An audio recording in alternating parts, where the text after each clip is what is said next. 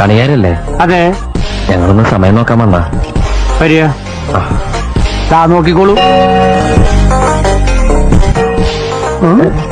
2:30 മണിയായി. പോയിക്കോളൂ. ഓ, സന്തോഷമായി. അതല്ല, ഒരു കല്യാണത്തിന് പൊരുത്തം നോക്കി മുഹൂർത്തം മുറിക്കാൻ വന്ന. അല്ല, പൊരുത്തം നോക്കി മുഹൂർത്തം കുറിക്കാൻ വന്ന. ഇതിനൊക്കെ പകല് വന്നുകൂടെ? സന്ധ്യ കഴിഞ്ഞാൽ ഇതൊന്നും നോക്കാൻ പാടില്ല. ചെറുക്കന് ഈ മിഡ് നൈറ്റിലാണ് സെറ്റപ്പ് ആയത്. നാളെ ഏർലി മോർണിംഗിൽ വെഡിങ് നടത്തണം. എല്ലാം ചടപടേന്നായിരുന്നു. എന്താണ്? നമ്മള് ബ്രാഹ്മണന്മാരാന്ന് വിചാരിച്ചോട്ടെ. എല്ലാം പെട്ടെന്നായിരുന്നേ. എന്നാ പിന്നെ കല്യാണം കൂടി കഴിഞ്ഞിട്ട് മുഹൂർത്തം നോക്കിയാ പോരായിരുന്നു. മതിയായിരുന്നു, വെറുതെ മനുഷ്യന്റെ ഉറക്കം കളഞ്ഞു. കണിയൻ സാർ അങ്ങനെ പറയരുത്. വിവരങ്ങളൊക്കെ ഇത് പറയും. മഹാലക്ഷ്മി പാതിരാക്ക് വന്നാലും മടക്കി വിടാൻ പാടില്ലെന്നാ. മഹാലക്ഷ്മി ആരാ? മോള ഭാര്യ ആയിരിക്കും അല്ലേ?